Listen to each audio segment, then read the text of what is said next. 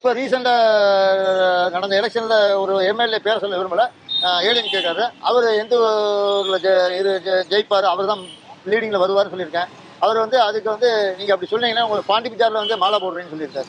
மோடிஜியை பற்றி பேசியிருக்கேன், ராகுல் காந்தியை பற்றி பேசியிருக்கேன், ஸ்டாலின் சாரை பற்றி பேசியிருக்கேன். ஸ்டாலின் சாரை பற்றி நான் பேசுனது ஜெயிச்சது எல்லாருக்குமே தெரியும். உலகறந்த உண்மை, அவர் தான் வருவார்னு சொல்லியிருக்கேன். பாஜக ஆட்சிக்கு வரணும்னு ஆசைப்பட்டா 20 வருஷம் இன்னும் ஆகும். அப்புறம் 40 சீட்டை பிடிக்கிறதுக்கு வரும். சரி, 26ல புதுசா ஒருத்தர் களம் இறங்குறாரு இல்லையா? விஜய்க்கு வந்து எதிர்கட்சிக்கு உண்டான, விஜயகாந்த் மாதிரி எதிர்கட்சிக்கு உண்டான வாய்ப்பு வந்து அதுக்கப்புறம் சில நாள்ல அவர் முதல்ல சிஎம் ஆகிறதுக்கு உண்டான வாய்ப்பு உண்டு. அதாவது 26ல எதிர்கட்சியா உட்காந்துட்டு அதுக்கு அடுத்த கழித்து ஒரு யாரு அந்த நேரத்தில் சிஎம் ஆகிறாங்களோ அவங்க டெத் ஆகணும். அப்ப பை எலெக்ஷன் வரும் இல்லையா அப்படின்றீங்க? ஆமா, அந்த அனுபவம் டப்புனு மேலே ஏறிடுவாங்க, பிரச்சனை தேதி மேலே வந்துடும். கம்பல்சரி அப்படி ஆகுன்றீங்களா? டிஸ்கால் ஆட்சி கலைக்கணும். அந்த மாதிரி திருப்பி அந்த மாதிரி வரும்போது அடுத்த வர முடியும். அதுக்கு ஏடிஎம்கே டிஎம்கே இவங்க தான், அது வந்து மாற்றம் கிடையாது.